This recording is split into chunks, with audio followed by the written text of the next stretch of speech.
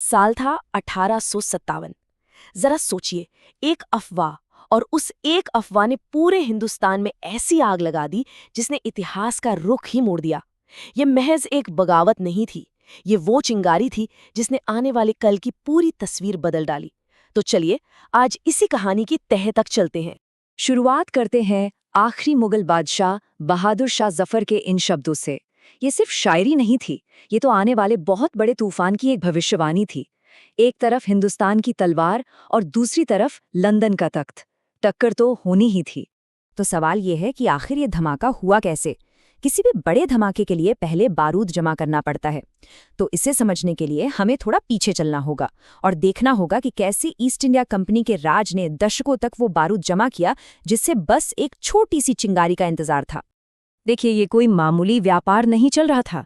British east India company तो एक विशाल अजगर की तरह धीरे धीरे एक एक करके पूरे भारत को निगल रही थी। प्लासी से शुरुआत हुई और देखते ही देखते पंजाब और फिर अवध तक सब उनके कब्जे में आ गया। जो कंपनी यहां मसाले बेचने आई थी वो 100 साल के अंदर पूरे हिंदुस्तान की मालिक बन बैठी थी। और इस वजह से गुस्सा हर तरफ सुलग रहा था।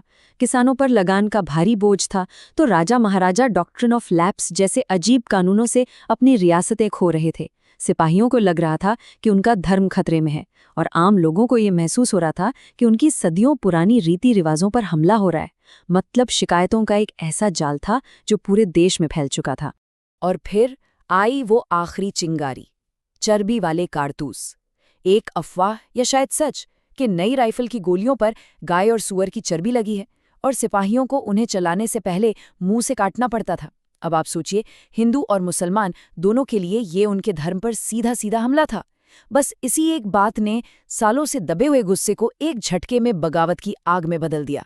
हर बड़ी कहानी के कुछ बड़े किरदार होते हैं, और इस विद्रोह के दिल में भी दो ऐसी शख्सियतें थीं जो शायद कभी नहीं चाहती थीं, लेकिन हालात ने उन्हें इस महासंग्राम का चेहरा बना दिया। एक सम्राट और एक रानी। और इन दोनों में जमीन आसमान का फर्क था। एक तरफ दिल्ली में बैठे 81 साल के बूढ़े बादशाह बहादुर शाह जफर, जो असल में एक कवि थे और अपनी आंखों के सामने मुगल सल्तनत को खत्म होते देख रहे थे। और दूसरी तरफ थी झांसी की रानी लक्ष्मीबाई, एक जबरदस्त योद्धा जिनसे अंग्रेजों ने उनका राज छीन लिया था। जफर की अपनी शायरी ही उनकी बेबसी की कहानी कहती है। वो नाम के बादशाह थे, पर उनके पास कोई असली ताकत नहीं बची थी। उनके ये शब्द एक ऐसे इंसान का दर्द दिखाते हैं जो सब कुछ अपनी आंखों से लुटते हुए देख रहा था पर कुछ कर नहीं सकता था।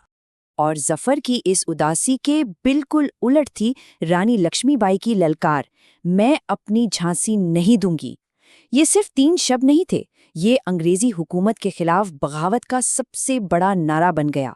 ये हिम्मत की वो गूंज थी जो आज भी सुनाई देती है। मेरठ में सिपाहियों की एक छोटी सी नाफरमानी देखते देखते एक भयानक आग में बदल गई। और ये किसी जंगल की आग की तरह उत्तर और मध्य भारत में ऐसी फैली कि इसने अपने रास्ते में आई हर चीज को जलाकर राख कर दिया। इस विद्रोह की रफ्तार तो हैरान करने वाली थी। 10 मई को मेरठ में बगावत हुई और कुछ ही दिनों में वो बागी सिपाही दिल्ली पहुंचकर बहादुर शाह जफर को पूरे हिंदुस्तान का सम्राट घोषित कर चुके थे। इस एक कदम ने अंग्रेजों को हिलाकर रख दिया। उन्हें समझ ही नहीं आया कि ये क्या हो गया। अब ये सिर्फ एक सिपाही विद्रोह नहीं था, ये एक खुली जंग बन चुकी थी। 8 लाख, ये एक अंदाजा है कि कितने हिंदुस्तानी इस संग्राम में मारे गए, कुछ लड़ाई में और उससे कहीं ज्यादा इसके बाद फैले अकाल और महामारियों में। ये नंबर हमें याद दिलाता है कि इस विद्रोह की इंसानी कीमत कितनी बड़ी थी, कितनी भयानक थी। शुरुआत में तो अंग्रेज चौंक गए, लेकिन जब उन्होंने पलटवार किया तो वो पूरी ताकत और बेरहमी के साथ किया। उनकी प्रतिक्रिया धीमी जरूर थी, लेकिन जब आई तो वो इंतकाम की आग में जल रही थी। हाँ, ये सच है कि हिंसा दोनों तरफ से हुई थी, लेकिन अंग्रेजों का बदला सिर्फ गुस्सा नहीं था, वो एक सोची समझी योजना थी। मकसद था बगावत को ऐसी बेरहमी से कुचलना कि आगे कोई सिर उठाने की हिम्मत भी ना कर सके।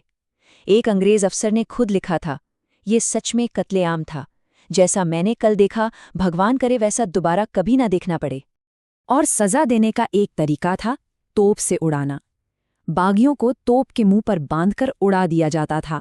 ये सिर्फ मौत नहीं थी, ये एक ऐसा खौफनाक तमाशा था जिसे बाकियों के दिलों में डर बैठाने के लिए किया जाता था, ताकि बगावत का ख्याल भी किसी के जहन में ना आए। 1858 आते आते विद्रोह की आखिरी चिंगारी भी बुझ चुकी थी, लेकिन इस आग ने हिंदुस्तान का नक्शा और उसकी तकदीर दोनों को हमेशा हमेशा के लिए बदल दिया था। एक युग खत्म हो चुका था और एक नए, कहीं ज्यादा सख्त दौर की शुरुआत हो रही थी।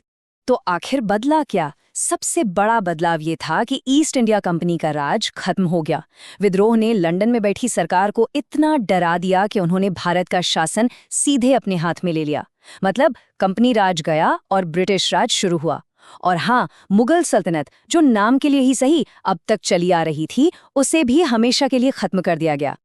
और उस बेचारे अनिच्छुक सम्राट का क्या हुआ? बहादुर शाह जफर को गिरफ्तार किया गया, उन पर एक दिखावे का मुकदमा चला और उन्हें घर से हजारों मील दूर बर्मा के रंगून में देश निकाला दे दिया गया। वहीं अकेलेपन और गुमनामी में उनकी मौत हो गई। उनके ये अपने शब्द जो उन्होंने देश निकाले में लिखे थे, उनकी पूरी कहानी बयां करते हैं। सोचिए, हिंदुस्तान के बादशाह को दफन होने के लिए अपनी ही जमीन में 2 गज जमीन भी नसीब नहीं हुई। ये सिर्फ एक आदमी का नहीं, बल्कि एक पूरे साम्राज्य का दुखद अंत था। तो आखिर में सवाल वहीं खड़ा रहता है, इसे क्या कहा जाए? सिर्फ एक सिपाही विद्रोह जैसा कि अंग्रेजों ने कहा, या फिर भारत का पहला स्वतंत्रता संग्राम जैसा कि बहुत से हिंदुस्तानी मानते हैं? सच तो यह है कि इसका जवाब इस बात पर निर्भर करता है कि आप इतिहास को किस नज़र से देखते हैं। और ये सवाल आज भी हमें सोचने पर मजबूर करता है।